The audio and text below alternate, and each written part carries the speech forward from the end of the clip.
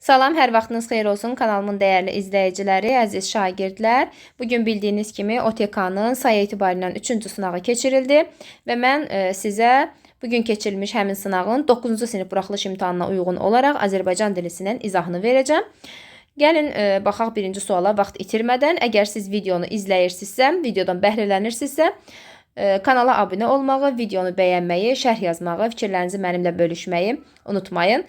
Bundan əlavə videonun açıqlama hissəsində yazacağım nömrənin WhatsApp ilə əlaqə saxlayaraq həm əyani, həm də onlayn dərslər haqqında məlumat ala bilərsiniz. Birinci sualda bizə nə deyir? Deyir ki, baxaq demək qələmimiz normal şəkildədir. Aha. Birinci sualda bizə deyir, həmin elmi kütləvi ədəbiyyatlar bir çox adamları nadanlıqdan xilas edib cümləsindəki sözlərin morfoloji təhlillə bağlı doğru fikri. Bizdən doğru fikri istədiyi üçün ilk iki söz eyni nitq hissəsinə aiddir. Baxıram həmin sözündən elmi kütləvi sözü həmin əvəzlikdir, elmi kütləvi sifətdir. Eyni nitq hissəsinə aid deyil, yəni. B-də deyir ki, əşyanın adını bildirən sözlər ismin eyni halındadır. Baxıram ədəbiyyatlar adlıq haldadır, adlıq. Adamları təsirlik haldadır. Ona görə elə B variantında çıxıram. Cümlədəki sifət və say eyni suala cavab verir. Elmi kütləvi sifəti ilə bir çox adamları nadanlıqdan xilas edib hissəsindəki bir çox. Demək, bilirsiniz ki, bir çox sayı demək qeyri-müəyyən miqdar sayıdır və qeyri-müəyyən miqdar sayı nə qədər sualına cavab verir. Elmi kütləvi isə hansı? Burada bu C uyğun gəlmir. Bütün isimlər konkretdir. Baxıram ki, burada nadanlıq demək mücərrətdir. Adam konkretdir. Ona görə D variantında çıxıram. Y-də isə cümlə sifəti əvəz edən sözlə başlayır. Həmin əvəzliyi bilirsiniz ki, təyini əvəzlikdir və təyini əvəzlik də sifəti əvəz eləyib cümlədə təyin mövqeyində çıxış edə bilir cümlə üzvü kimi. Ona görə burada cavab olacaq Y variantı. 2-də irəli getmək ifadəsi məcazi mənada hansı anlamdadır? İrəli getmək təbii ki, burada inkişaf etmək mənasındadır. Dedik ki, filan kəs irəli gedib, inkişaf eləyib. Ona görə cavab olacaq Y variantı. 3-də deyir ki, adi dərəcədə olan və keyfiyyət bildirən sifətləri bizdən iki şey soruşur. Adi dərəcədə olsun və keyfiyyət bildirən sifət olsun. Baxıram ki, buradan açıq sarını çıxıram, tünd qırmızını çıxıram, qara buğdayını çıxıram. Birincisi əlamət bildirir. İkincisi də açıq sarı demək, azaltma dərəcəsində, tünd qırmızı çoxaltma dərəcəsindədir. Mənə isə adi dərəcədə olan keyfiyyət bildirən sifət istədiyi üçün, qara buğdaydakı əlamət bildirdiyi üçün keyfiyyət bildirmir çıxıram. Qalır burada açıq qəlbli sözü ilə tünd xasiyyət sözü və bu da D variantında öz əksini tapıb. 4-də deyir ki, hansı bəndlərdə hal şəkilci qəbul etmədən də sahiblik bildirən isim var? Aha, bu sual da qəşəng sualdır. Burada bizə deyir ki, isim var. Hansı bəndlərdə hal şəkilçisi qəbul etmədən sahiblik bildirən isim var. Baxıram ki, mən danışanda heç görürəm ki, burada isim yoxdur. Ona görə 2-ni çıxıram. 2-ni çıxıramsa A-nı çıxıram, D-ni çıxıram. Mən həmişə uşaqlara da deyirəm ki, yəni imtahanda ola bilər imtahan stresi, imtahan həyəcanı sizin bildiklərinizi biraz arxa plana ata bilər. Amma çalışın ki, orada alimlik göstərməyin. Necə? Yəni bildiyiniz şeyləri variant çıxa-çıxa tapa bilərsiniz. Yəni baxıram ki, burada körpə səsi sözündə, məsələn, bizə deyir ki, hal şəkilçisi qəbul etmədən sahiblik bildirən demək isim var da. Baxıram ki, hal şəkilçisi qəbul etmədən körpə sözü sifətdir ümumiyyətlə. Ona görə B-ni də çıxıram.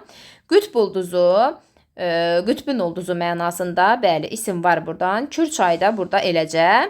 Şəklin əlamətləri sözündə hal şəkilçisi qəbul edib, ona görə çıxıram. Demək, C-ni də çıxıram buradan. Cavab qalır 1 ilə 4, cavab Y variantı. Sonra baxaq 5-ci suala. Tələffüz formasında verilən hansı söz yerinə görə sifət və isim kimi işlənə bilər? Həm sifət kimi, həm də isim kimi işlənsin. Sirli sözünü götürəcəm. Bir dəfə fikirləşirəm sirli formasında. Bir dəfə fikirləşirəm sirri, yəni onun sirri mənasında. Təsirli, daha doğrusu mənsubiyyət şəkildə söz kimi. Ona görə biri götürüləm. Başlı sözü bir var başdır mənasında, şəxs xəbərli şəkilçisi kimi R düşəcək. Bir də başlı formasında, ona görə 2-ni də götürürəm sifət kimi. Sonra böyük sözü ümumiyyətlə isim kimi işlənə bilmir. Çıxıram, əlaçıq sözü də istifadə eləyə bilmirik, yəni isim kimi. Ona görə çıxıram.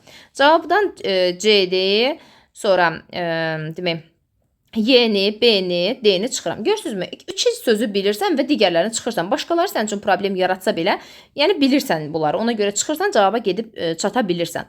Buruq sözü fikirləşilə bilir. Məsələn, neft buruğu mənasında ola bilər. Bir də var, buruq saç mənasında ola bilər. Yəni, bunu da götürə bilirəm qısacası. Ona görə cavab olur A variantı. 6-da deyir ki, hansı nümunədə bütün sözlərin yazılışı düzgündür? Aha, Demək, orfoqrafiya sualı verilib bizə. Ən acı məğlubiyyət ləyaqətsiz rəqibə uduzmaqdır. Görürsünüz ki, məğlubiyyət sözündə 2 y olmalı idi, biri çıxıb, yoxdur. Yəni düşdüyünə görə verilmədiyi üçün mən o variantı çıxıram. Təcrübə bir eynəkdir. Onun sayəsində ikinci dəfə daha yaxşı görürük. Eynəkdir sözündə özündən sonra gələn samit olduğu üçün bu Q dəyişməməli idi burada. Eynəkdir olmalı idi. Ona görə B də çıxır. Qeybət bəsit ruhlu insanların əyləncəsidir. Qeybət bəsit ruhlu insanların əyləncəsidir. Bəli, bu düzdür. C variantıdır cavab. Köynəyin ilk düyməsi səhv bağlanarsa, o birilər də səhv bağlanar. Burada V olmalı idi, burada da V olmalı idi. Ona görə D-də də yanlışlıq var səhv sözündə. Y-yə baxıram. Ümumiyyətlə ehtiyatlı adamlar nadir hallarda səhv edirlər. Ehtiyat sözündə Y bir dənədir. Ona görə Y variantı da deyil, cavabı onsuz da müəyyənləşdirmişdik. Amma axıra qədər hər bir variantı izah edirəm ki, ümumiyyətlə mənim videolarımda sizin üçün aydın olsun və qaranlıq qalan bir məqam qalmasın. 7. Uyğunluğu müəyyən edin. Hecalardan biri yalnız saitdən ibarət sözdür. Səs artımı ilə deyilən sözdür. Baxıram sehirli sözünə. Sehirli sözündə sehirri formasında. Yəni burada səs artımı olur onsuz da. İ artırılır bura. Ona görə 2-yə A yazıram. Sonra B-yə baxıram. Bədiilik sözündə hecalardan biri yalnız saitdən. Bədiilik formasında I. Yəni ikinci I tək hecada qalır. Ona görə B-ni yazıram 1-ə. C-də baxıram elanlar. Görürəm ki, bir hecadan ibarət qalır. Bəli, E hecası. Onu da yazıram 1-ə. Xoşbəxt sözündə səs düşümü hadisəsi baş verir. Bizə də səs artımı deyir burada. Ona görə D-dən ümumiyyətlə bütün variantlardan çıxıram. C-dən çıxıram, məsələn D verilib. A-dan çıxıram, sonra D-dən çıxıram. Ümumiyyətlə müəyyənləşdirmişəm cavabı, amma yenə də baxaq. Sonra sərt sözündə isə heç bir dəyişiklik olmayacaq. Tək hecalı söz olduğu üçün. O zaman demək, hecalarından biri yalnız saitdən ibarət sözdür dediyi üçün mən sərt sözünü götürmürəm uşaqlar. Yəni burada yanlışlıq olmasın və beyninizdə də ola bilər ki, sual yaranar ki, bir hecalıdır, bəs nəyə görə götürmürəm? Çünki deyir hecalarından biri. Axı bir hecalıdır bu. Hecalarından biri dedikdə birdən daha çox hecası olan söz daxildir. Ona görə 1-ə B, C, 2-yə isə A olacaq. Cavab B variantı. 8. Uşaqlar burada kimsəni görmədilər cümləsindəki əvəzliklə bağlı. Burada əvəzlik kimsənin sözüdür. Yəni qeyri-müəyyən əvəzlik işlənmişdir burada. İsmi əvəz edib, bəli, kimi görmədilər, kimsəni tamamlıq demək funksiyasındadır və təsirli halın şəkilçisi ilə işlənib. Adlı halın sualına cavab verir? Yox. Adlı halın sualına cavab vermir. Doğru fikir istədiyi üçün mən bunları çıxıram buradan. Aha, aid olduğu halın bir forması var. Aid olduğu halın təsirli haldadır və 2 forması var. Qeyri-müəyyən, müəyyən. Ona görə 3-ü də çıxıram. Təsirli haldadır, bəli. Cavab olur A variantı. Sonra baxırıq 9-a. Klassiyi tamamlaya bilən fikirlərdir. O vaxt sözünün yerində işlənə bilər. O vaxt, o zaman sözünün yerində işlənə bilər. Bəli, o vaxt, məsələn, mən bu sözü sənə demişdim. Onda bu sözü sənə demişdim formasında işlənə bilir, bəli. İsimləşmiş say kimi işlənə bilər, bəli. Qeyri-müəyyən say kimi işlənə bilər. Qeyri-müəyyən say kimi onda yox, işlənmir. Əvəzli kimi işlənə bilər, bəli. Onda, məsələn, mənim xoşuma gələn xüsusiyyətlər çoxdur. Kimdə? Onda. İsim kimi işlənə bilir, xeyr, isim kimi işlənə bilmir. Ona görə 1-lə 3 olacaq, cavab olacaq D variantı. 10. Hansı cümlədə bu əvəzlikdən sonra vergül qoyula da bilər, qoyulmaya da bilər? Bu, ən sevdiyim musiqidir. Özündən sonra nə gəlib? Demək, ədat gəlib, ona görə qoyulmayacaq.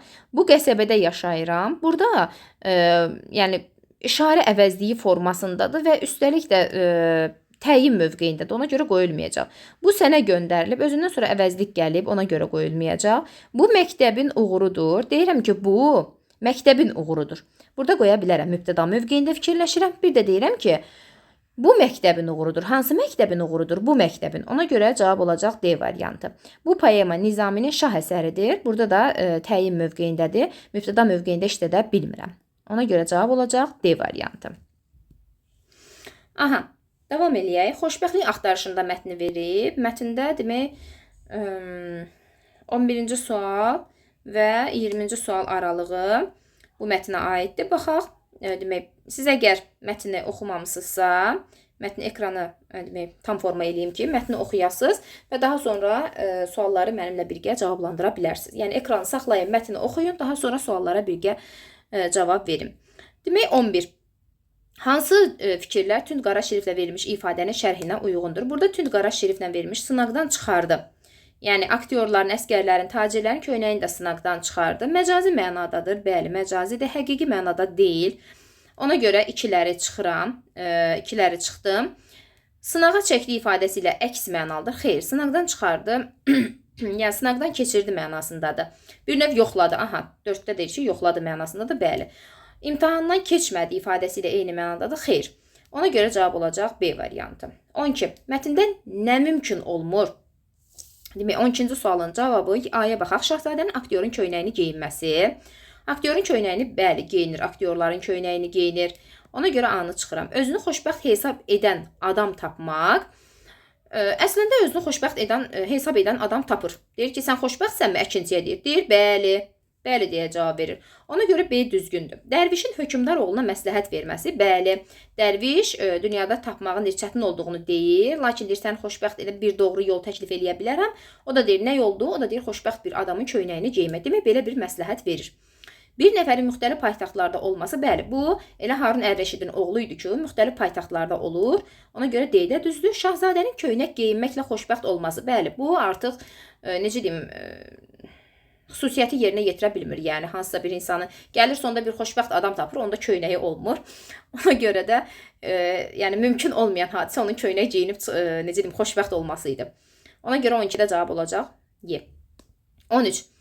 Nəyin səbəbi mətndə müəyyən edilmir? Aha, demək, şahzadənin tarladakı əkinçi ilə söhbət etməyini, bəli ki, onun xoşbəxt olub olmaması, köynəyin olub olmaması barədə istəyirdi də məlumat almaq. Şahzadənin özünü bədbəxt hiss etməyinin bu barədə məlumat verilmir. Baxın, burada deyir ki, hökmdar deyir oğlu olmasına baxmayaraq, bu oğlan özünü çox bədbəxt hiss edirdi.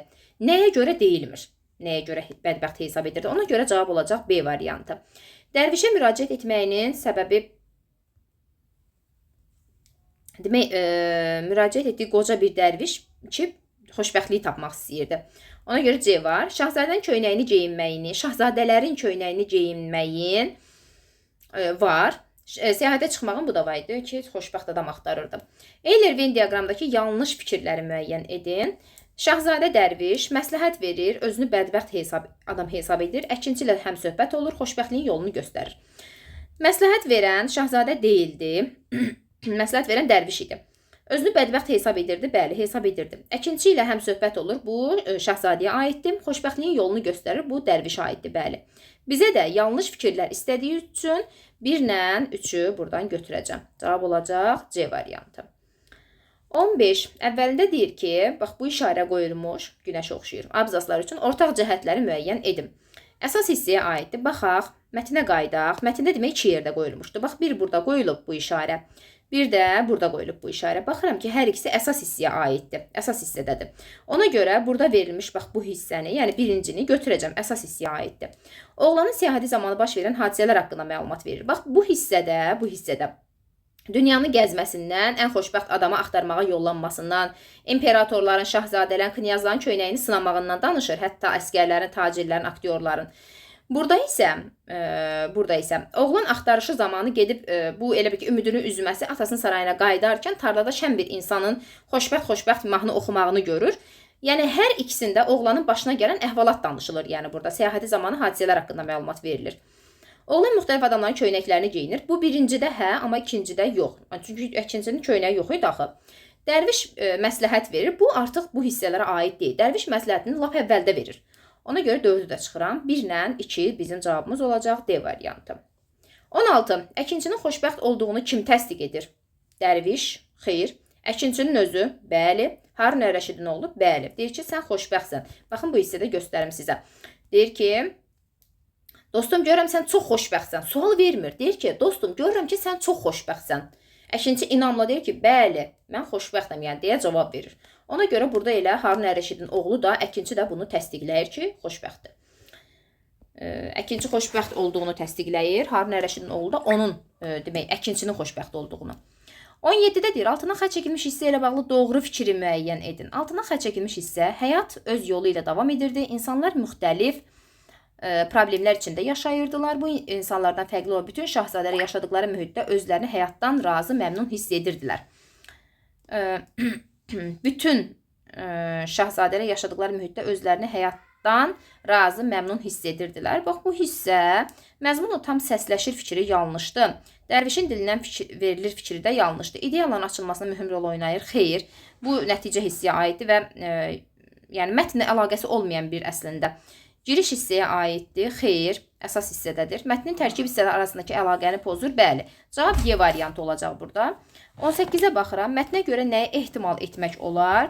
Şahzadənin səyahətə çıxmasını ehtimal deyir bizə. Şahzadənin səyahətə çıxmasını, onsuz da səyahətə çıxmışdı. Bu ehtimal yox, fakt idi. Ona görə Y-ni çıxıram, D-ni çıxıram. Xoşbəxtlik axtarışını dayandırdığını, bəli, bunu ehtimal eləyə bilərik ki, yəni görürük ki, onsuz da yəni köynək, o elə bir köynək tapa bilmir. Ona görə xoşbəxt adam tapsa da köynək olmur. Ona görə ehtimal eləyə bilər ki, dayandırır. Həmişə eyni libasda olmadığını, burada onsuz da bax bu azasa bizə deyirdi ki, deyir, imperatorların, şahzadələrin, knyazların, aktyorların, əskərlərin, tacirlərin köynəklərini geyinirdi. Yəni bu insan bir libasda olmurdu. Bu fakt idi. 3 faktdırsa A-nı çıxıram.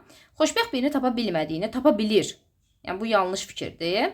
Cavab qalır B variantı. Dərviş vasitəsilə dərs aldığını, bəli, ehtimal edə bilər ki, dərs alır. 19. Mətnin sonundakı nöqtənin yerinə uyğun cümlə yazın. Mətnin sonundakı demək burada nə idi? Çox getdim. Deyir ki, köynəyimi, gəl sən mənə köynəyini sat, köynəyimi, mənim ki, heç köynəyim yoxdur. İnsan köynəklə öz taleyi, hökmdar taleyi ilə dəyişməyə razı olarmı? Gəl sən köynəyimi mənə sat, köynəyimi, mənim ki, heç köynəyim yoxdur.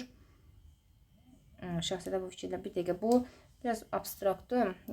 Dostum, görürəm, sən çox xoşbəxtsən, dedi. Əkinçi inamla bəli deyə cavab verir. Sən öz taleyini, hökmdar taleyi dəyişməyə razı olarsanmı? Heç vaxt. Gəl sən köynəyini mənə sat, köynəyimi. Mənim ki, heç köynəyim yoxdur. Onu nə edəcəksən? Köynəyi nə edirsən? Bu formada yazmaq olar. Köynəklə xoşbəxt olmaq olarmı?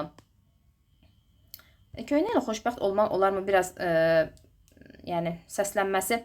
Bilirsiniz niyə? Çünki burada ona açıqlama vermir ki, mən xoşbəxt olmaq istəyirəm. Ona görə buraya yazmaq, mənim ki, heç köynəyimi, mənim ki, heç köynəyim yoxdur. Və yaxud da ki,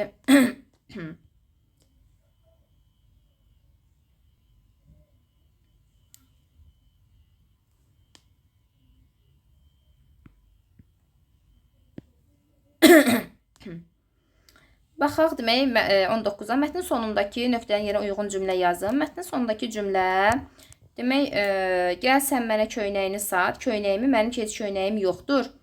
İnsan köynəklə xoşbəxt olarmı? Xoşbəxtlik, məsələn, yazmaq olar, xoşbəxtlik üçün köynəyə nəyə ehtiyac yoxdur. Bu formada da demək olar. Yəni, ehtiyac yoxdur xoşbəxtlik üçün köynək olsun. Əsərin ideyasına uyğun fikri seçin, seçiminizi əsaslandırıb yazın. Xoşbəxtlik var dövlətdə deyil, insanın həyata münasibətindədir. Xoşbəxt olmaq üçün dünyanı dolaşmağa dəyər. Bu yanlış fikirdir, birincisi. Çünki xoşbəxt olmaq üçün dünyanı dolaşmağa dəyər, əgər dəyirdisə, niyə məsələn o qədər səyahətdə olur Harun Rəşidin oğlu, amma özünü sonda xoşbəxtliyə nail olmuş kimi hiss eləmir. Bir, xoşbəxtlik var dövlətdə deyil, insanın həyata münasibətindədir. Bəli, birinci fikir düzdür. Bunu da bundan əsaslandıra bilərsiniz ki, seçiminizi əsaslandırmaq da yazıb. Çünki Harun Rəşid hökmdar oğluydu, amma özünü xoşbəxt hesab etmirdi. Məsələn, Harun Rəşidin oğlu hökmdar oğluydu. Oğlu idi. Özünü xoşbəxt hesab etmirdi. Amma kasıb olan əkinçi, hətta ki bir köynək belə tapa bilməyən əkinçi də yazmaq olar. Özünü xoşbəxt hesab edirdi. Bəli, burada bir növ paradoks yaranır. 20. Keçək digər. Mətnə 21-ci sual buradan başlayır. Newtonun çox sahəli fəaliyyəti. Newtonun burada yenə də deyirəm, əgər mətni oxumamısınızsa, mən video çox uzanmasın deyə mətni oxumayacağam. Ekranı saxlayaraq videonu oxuyub, daha sonra sualları bərabər cavablandıra bilərsiniz. 21-də nə deyir? Mətnə əsasən yol verilmiş səhvləri düzəltmək üçün müqayisə cədvəlindəki hansı fikirlərin yeri dəyişdirilməlidir? Ölkədə pul istehsalını dəfələrlə artırıb. Newton bəli. Burada deyir ki, Newton gümüş pulların istehsalını əvvəlcə 4, sonra 8 dəfə artırmağa nail olmuşdur. Birinci düzdür yəni. Dahi alim səviyyəsinə yüksələ bilib. Bu da düzdür. Dahi alim səviyyəsinə yüksələ bilir. Bəli. Sonra 3-də deyir ki, müəyyən sahəyə rəhbərlik edib Montesquieu. Montesquieu ümumiyyətlə Britaniya maliyyəsinin rəhbəri idi. Bu rəhbərlik eləyirdi. Bundan əlavə də Newton özü də rəhbərlik eləyir. Nəyə? Kral cəmiyyəti idi ki, onun 1703-cü ildə prezident olub. Rəhbərlik eləyə bilir yəni. Bu 3 orta yazısı daha düzgün olardı. Maliyyə bilicisi olub. Bu da Montesquieu aid idi. Çünki baxın burada deyir ki, Montesquieu istedadlı dövlət xadimi ölkənin maliyyənin ən gözəl bilicisi idi. Bax bu yazılmalıydı. Demək 4 yazılmalıydı bura. Yəni 3 ilə 4-ün yeri dəyişməlidir. Cavab D variantında. 22. Biri Newtonun fəaliyyət göstərdiyi sahələrə aid deyil. Demək, baxıram, araşdırmalar aparmaq bu var idi. Təhsil müəssisəsində çalışmaq, bu bilirsinizmi hardaydı? Universitetə gələn kraliçə Anna ona Sir Isaac titulunu verib. Demək, bu universitetdə çalışıb. Sonra, kilsədən kənar işlə məşğul olmaq, bəli, var idi. Burada hansı ki, deyir ki, kilsədən asılı olmayan dərnəklər yaradırdılar. Bu dərnəklərdən biri də kral cəmiyyəti idi ki, hansı ki 1672-ci ildə cəmiyyətin üzvü olur, 1703-cü ildə ona yəni prezident təyin olunur. Parlamentdə iştirak etmək, bu lap birinci abzasda verilmişdi ki, İngiltərə parlamentdən nümayəndə kimi seçilir. Dərnək yaratmaq, burada dərnəyə rəhbərlik etməyi var idi. Cəmiyyətin üzvü olmağı ili də var idi. Amma cəmiyyəti yaratmağı yox idi. Ona görə cavab Y variantı.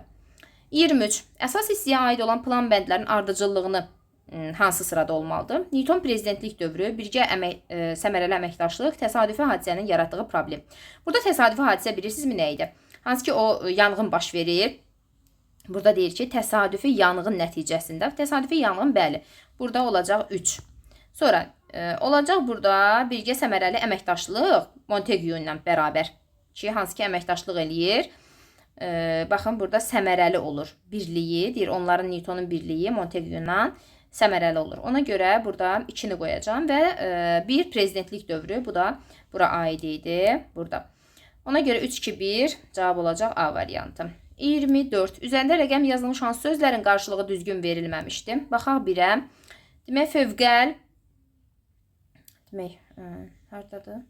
Fövqəl sözdür, şəxsiyyət sözüdür. Aha. Fövqəl sözü qeyri-adi, düzgün verilməmişdir. Fövqəl qeyri-adi mənasındadır, bəli. Amma birləri gəlin çıxaq onda. Sonra 2-də şəxsiyyət sözünü verib. Şəxsiyyət siyasətdə olan bu şəxsiyyət alim sözü ilə əlaqəli deyil. Yəni verilməmişdir deyirsə, bu yanlışdır, götürürəm. 3-ə baxıram, ağır sınaqlar dövrü, dərin sözü ola bilməz bura. 4-də deyir ki, əhəmiyyətli. Əhəmiyyətli sözü bəli, mühüm sözü ilə uyğun gəlir. 4-ləri də çıxaq. Araşdırmalarını, tədqiqatlarını, bu da düzdür, 5 də düzdür. Burada qalır demək B variantı, 2 ilə demək 3. 25. Çərçivə daxilində verilmiş söz hansı məcazi mənalı ifadə ilə əvəz etsə kontekstə daha uyğun olar?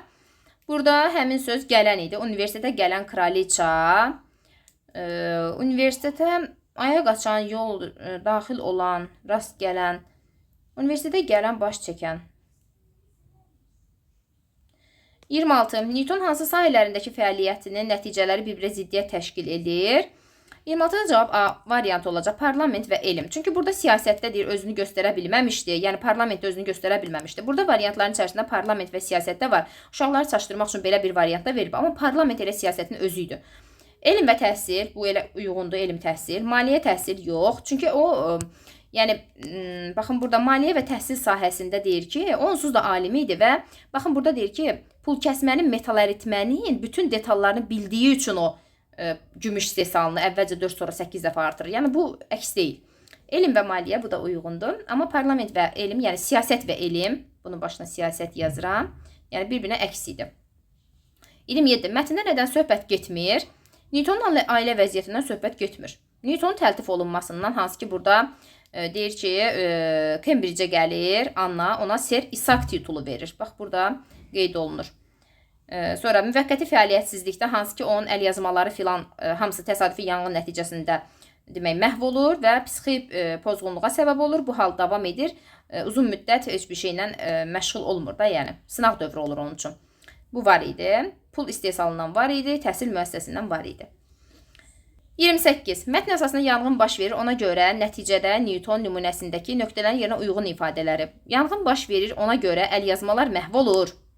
Və ondan sonra psixi pozğunluğa məruz qalır. 2-1 cavab D variantı. Daha alimlər yalnız elmlə məşğul olmur fikrini mətnlə əlaqələndirərək yazın.